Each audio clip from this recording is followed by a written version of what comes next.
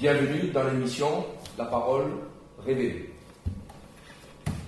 Aujourd'hui, le thème que nous allons aborder, c'est le thème de la Nouvelle Alliance, le pourquoi de la Nouvelle Alliance, pourquoi Dieu a créé une Nouvelle Alliance,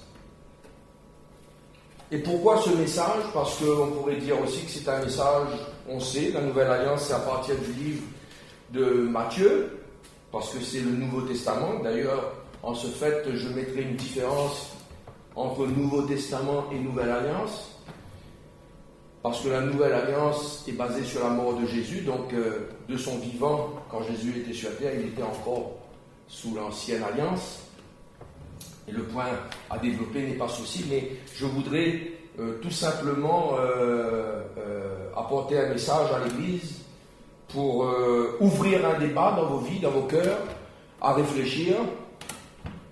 Et le point capital que je voudrais souligner, c'est qu'aujourd'hui, les chrétiens transportent dans leur cœur, comme lumière, un mélange.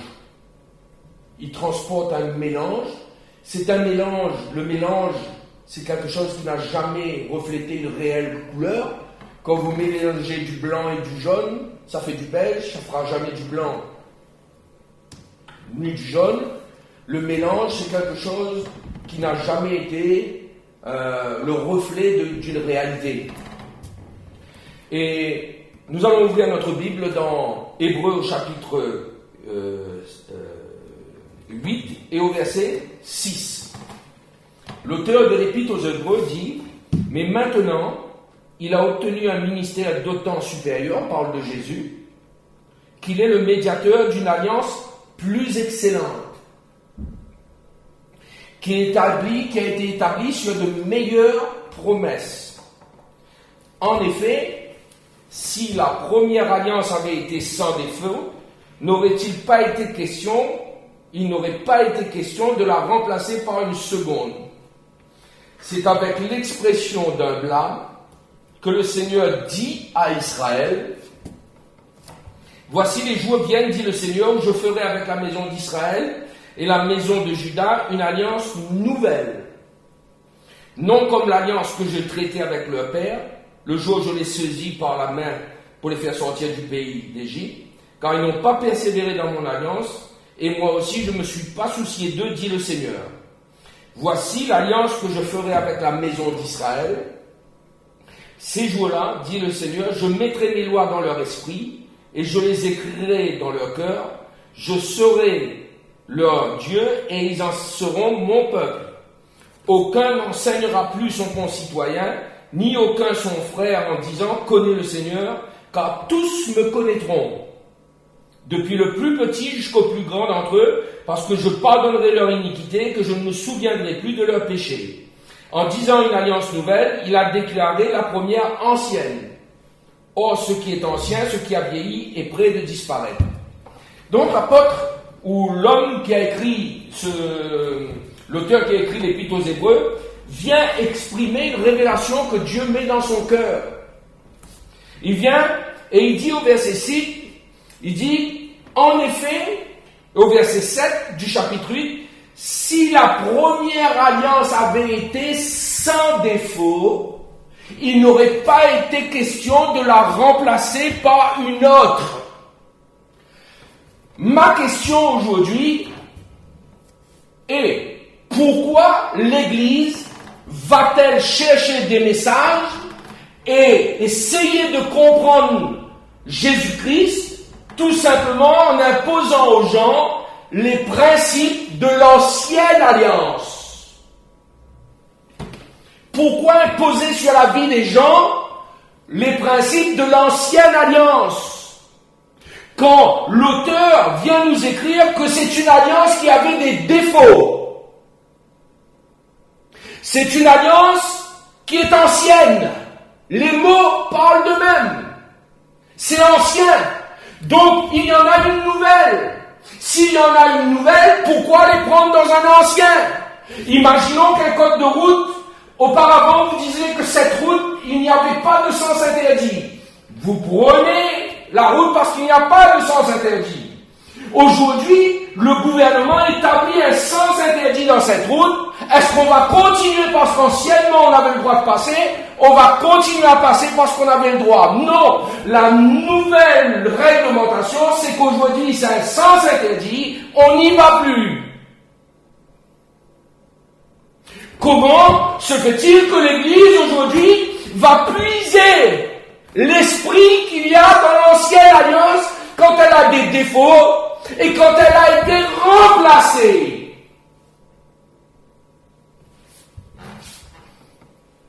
S'il n'aurait pas été, au verset 7, il dit, il n'aurait pas été de question de la remplacer par une seconde si elle était bien. Si elle était bien, il n'aurait pas été question de la remplacer. Quand c'est avec l'expression d'un blâme, l'auteur dit c'est avec un blâme que Dieu dit je vais faire une nouvelle alliance. C'est-à-dire qu'il blâme l'ancienne alliance. Dieu qui lui-même pendant un temps a approuvé la loi de Moïse dit avec un blâme, ce n'est pas ce que je veux, maintenant la nouvelle alliance est en Jésus-Christ. Donc pourquoi aujourd'hui allons-nous dans l'ancienne alliance pour imposer sur le peuple de Dieu des choses qui sont dans l'ancienne alliance? On impose les coutumes juives qu'on impose dans le monde même aujourd'hui occidental, ou donc partout. On impose les coutumes juives données à Moïse. C'est les coutumes données à Moïse. C'est pas ce qui était dans le Seigneur. Jean, la dîme, Jean, se laver les mains, il faut absolument, mais on a mis ça comme une loi, alors que c'est plutôt hygiénique qu'autre chose, ou plein d'autres choses comme ça qu'on impose sur les gens. On impose sur les gens un style de vie.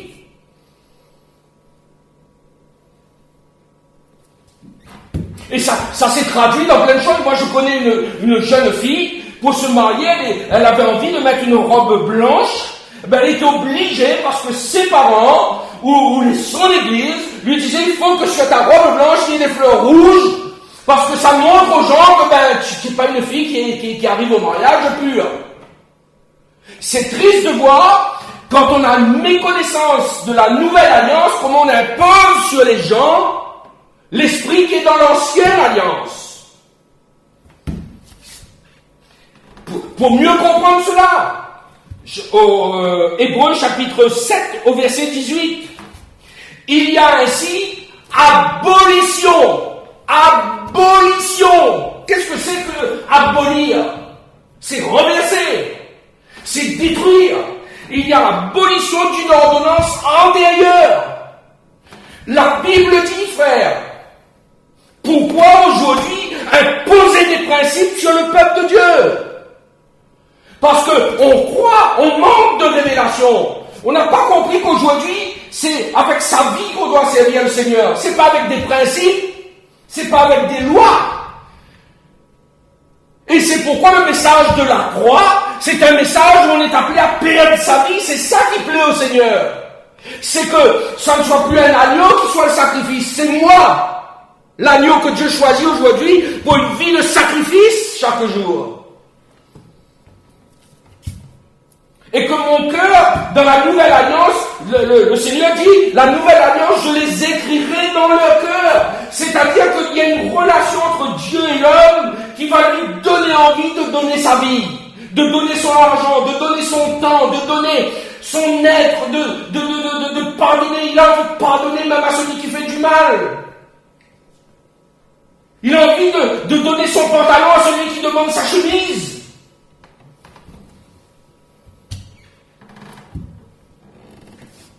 Il y a donc abolition de l'ancienne alliance. Il y a une abolition. À cause de son impuissance. C'est écrit dans la Bible, frère. Hébreux chapitre 7 au verset 18. À cause de son impuissance. L'ancienne alliance est impuissante. Elle ne change personne. Elle ne transforme personne. Elle impose. Elle oblige. Elle impose les gens. Et d'ailleurs, c'est comme ça que quand quelqu'un fait une bêtise dans l'église, la seule solution pour lui d'être bien, c'est de fuir de l'église. Parce qu'on a mis tellement la loi sur lui. Le chrétien n'a pas le droit de tomber. Et bien moi je dis que le chrétien aujourd'hui, dans la nouvelle alliance, il a le droit de tomber. Parce que Dieu lui donne le droit de relever. Et qu'au contraire, quand il tombe, Dieu est le seul capable de le relever.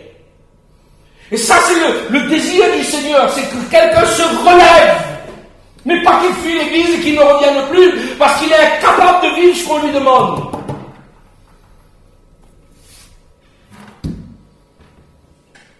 Quand la loi n'a rien amené à la perfection, la loi n'a rien amené à la perfection, nous dit la Bible. Alléluia. Et on revient au verset 10. Qu'est-ce que Jésus dit dans la Nouvelle Alliance? Dans la Nouvelle Alliance, je mettrai mes lois dans leur cœur. J'écrirai dans leur cœur. J'aurai une relation dans leur cœur parce qu'il y aura des hommes de Dieu qui prêcheront cela. Il y aura des hommes de Dieu qui les emmèneront dans cet esprit. Il y aura des hommes de Dieu qui les emmèneront à avoir une relation avec lui. Et je les écrirai dans leur cœur. Et je serai leur Dieu.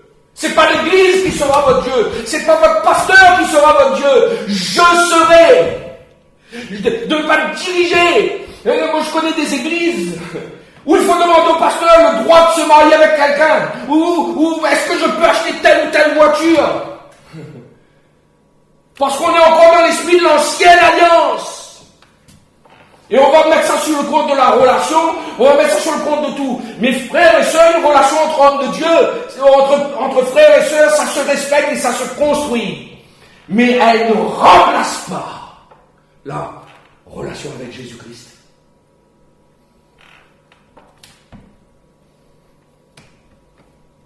Alléluia. Et je serai leur Dieu, je mettrai et ils seront mon peuple. Aucun n'enseignera plus son concitoyen, conseiller, encourager. Mais l'Esprit de Dieu dans la Nouvelle Alliance, c'est l'Esprit de Dieu. Et quand on vient, on entend un message, on porte le bon message. Et l'Esprit de Dieu, quand le croyant il va à son travail, il n'est pas sous la loi. L'Esprit de Dieu l'enseigne. Quand son patron fait quelque chose contre lui, eh bien le chrétien qui travaille ici, l'Esprit de Dieu lui dit, paie ta vie, renonce à toi. Il n'est pas sous un principe, il n'est pas sous une domination. Il est dans une relation avec le Seigneur, en direct. La Nouvelle Alliance. Alors pourquoi avons-nous besoin, quand cette ancienne alliance a été remplacée, pourquoi avons-nous besoin aujourd'hui de repartir dans l'ancienne alliance pour trouver des solutions pour le peuple de Dieu? Parce qu'il n'y a plus de prédicateurs de la croix. Il n'y a plus de prédicateurs de l'esprit. Il y a des prédicateurs qui prêchent le monde, d'avoir le monde, la prospérité, l'abondance. Et on trouve des versets dans la Bible pour cela. C'est vrai, il en existe, mais incompris, mal révélés.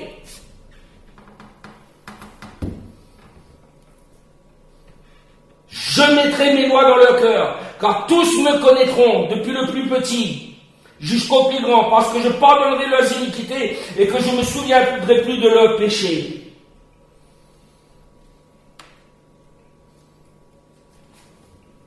Matthieu, chapitre 5.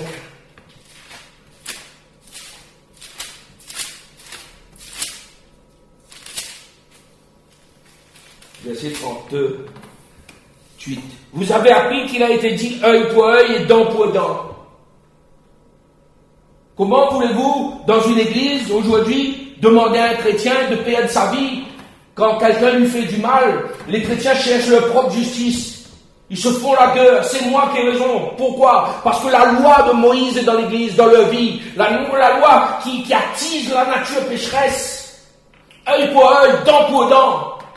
On ne laisse pas sa part au chien. C'est le propre de l'être humain, il veut toujours avoir raison. Mais moi je vous dis de ne pas résister aux méchants.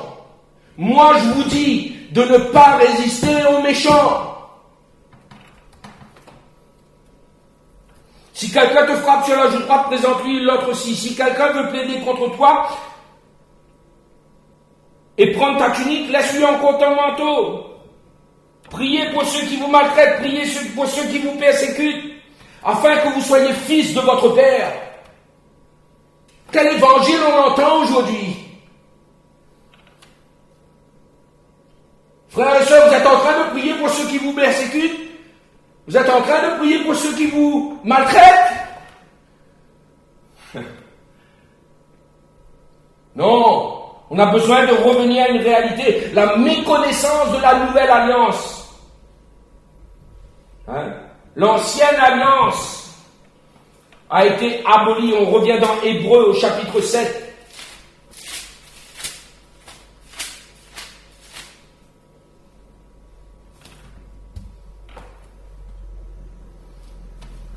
Alléluia. Verset 12.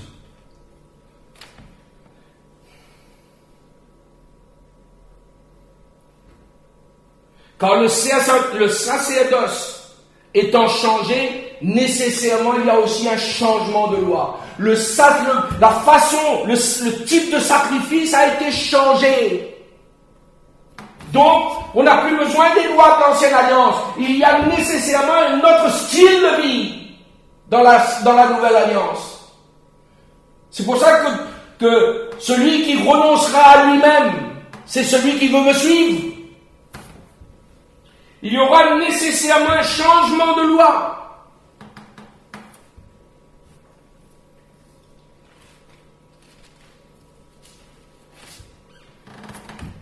Alléluia.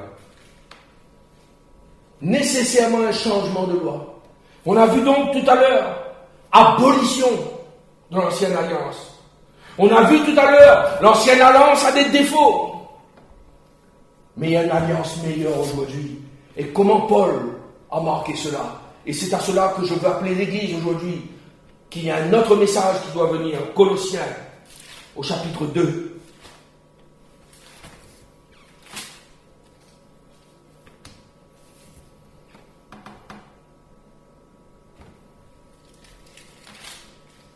Alléluia. Pardon, Colossiens, au chapitre 1er, au verset 24. J'ai été fait ministre. Je me réjouis maintenant dans mes souffrances pour vous. Et ce qui manque aux souffrances de Christ, je l'achève en ma chair, avec ma vie. Je suis prêt à payer le prix. Mari, femme, épouse, c'est avec votre vie que Dieu veut que vous le serviez.